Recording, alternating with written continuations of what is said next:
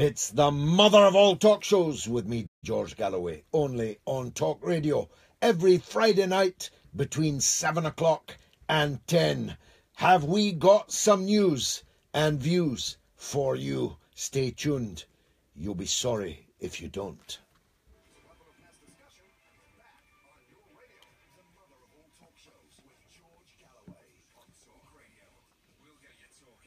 Well, I did tell you last week that I was off to Russia and that I would be back with snow on my boots. And so I am. Hot foot, red hot foot, from Sochi and Moscow. And there was I, sitting in the mountains of Sochi, covered in snow. The mountains, not me.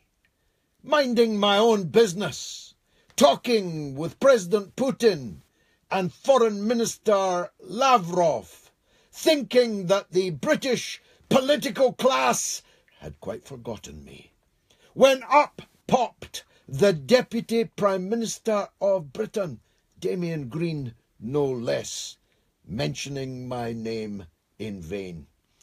He was attacking the coverage of the government by the London Evening Standard, not the Morning Star or the Trotskyite Newsline, but the Evening Standard, edited by his erstwhile Chancellor of the Exchequer, George Osborne. Our Deputy Prime Minister said that the Evening Standard was Russia Today with less George Galloway. I hope George Osborne takes note and hires me as a columnist forthwith, just to confound his former colleague. But what this attack on Osborne and the Evening Standard was a part of can be chiselled out of the fact that the London Evening Standard is owned by a Russian. The fact that that Russian could not be farther from the politics of the government in Moscow. The fact that that Russian wears a double beard, and if he could only get himself a double-barrelled name, if not a peerage. The fact that that Russian is a pillar of bourgeois society in London doesn't matter at all. He's a Russian, don't you know? That's what counts. And in the same day that I was minding my own business, up pops 2 attacks on Russia Today, for which I present a weekly television programme. Technically, I make it for AP, Associated Press, a giant American multinational, and it's them that pay me my wages, but that's a mere technicality. The first attack came from The Times, associated, of course, with this company that I work for now on Talk Radio. They have been for many months and now have moved into overdrive to ban RT from the British airwaves in defence of free speech and freedom of expression. A bit like the American general in Vietnam who famously opined this village will have to be destroyed in order to save it.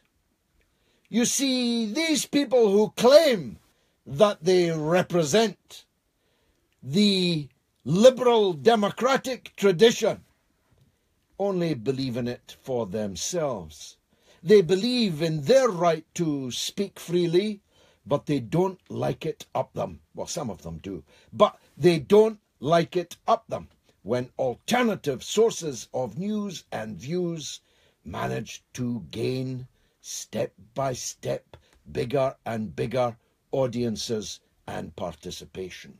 And that's what the Times really hates RT for, because more and more people are watching it. Now, it's a perfectly legitimate commercial organisation, and of course you couldn't watch it except for the Sky platform, to which it pays, no doubt, a handsome rental for a place on that platform. So Mr. Murdoch, who owns that platform, owns this platform, and owns the Times, well, I'm sure he's celebrating the whole thing. He wants to let 1,000 flowers bloom. Otherwise, he wouldn't allow me onto his radio station.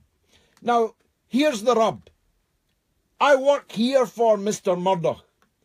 He nor his agents have ever told me what to say and what not to say.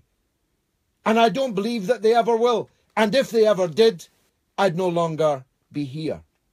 The same is true of RT, who have never, ever told me what to say or what not to say. And if they ever did, I'd no longer be there. I even used to work for the Iranian government-owned Press TV, and exactly the same obtained there. And in fact, I'm speaking to Andrew Gilligan, who's worked for the BBC, now works for the Daily Telegraph, and was my colleague at Press TV. So me and Andrew go back some. We were both employees of the Iranian government's Press TV, which never told me, and I dare say never told him, what he should say or not say. The proximate cause of the Times attack on RT was a Labour MP, no, mere Labour MP, the deputy leader of the Labour Party, Tom Watson, who wrote to Ofcom demanding the RT's billboards on the London Underground be removed. Now, these billboards had been widely praised for their wit, originality, ingenuity. They said things like, lost an election recently, blame us. Now, I find that quite funny as far as billboards go. But I'm wondering why and how and wherefore and on whose behalf Mr. Tom Watson was acting. Was he speaking for the Labour Party? Did he have official sanction from the party of which he is the deputy leader to take such draconian action against a television station that he himself was more than happy to go on? And now I have a lot of correspondence with Mr. Watson, and if he's listening now, it's safe, Tom. I'm not the sort of person who routinely publishes private correspondence. But I am publishing one small excerpt from that correspondence.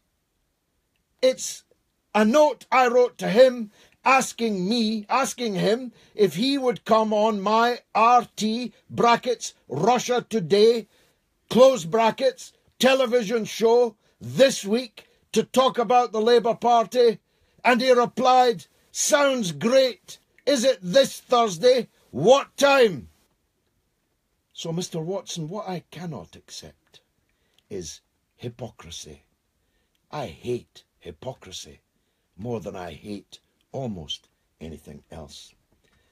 That's why I'm so cross about this Labour MP Clive Lewis brouhaha. My producer will nod if I'm not allowed to use the word. I'm happy not to use it because I hate it and never use it myself. I don't even like Clive Lewis. I've never fancied the cut of his jib. And I never talked like he did. I never did, even when I was a less saintly person than I now am. It was ugly, vulgar, dirty talk in front of significant numbers of people in an audience, and he shouldn't have done it, and he was right to apologise. But when I saw Jess Phillips his Labour parliamentary colleague, tear into him for his language, I couldn't help but recall. Get ready to bleep this, Elena. I couldn't help recall that she, Jess Phillips, told another woman Labour MP to F off. The fact that that Labour MP was a black woman may or may not have been significant.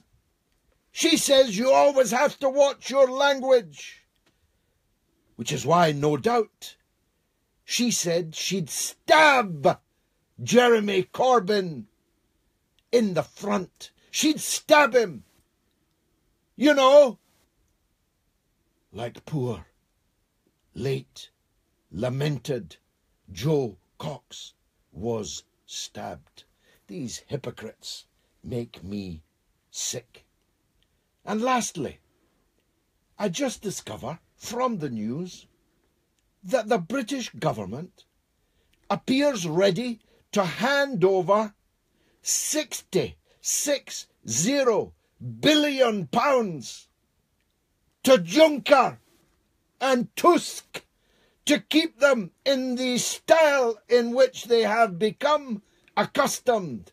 £60 billion of your money, which could have been spent on your children, your parents, your grandparents, your housing stock, your health service.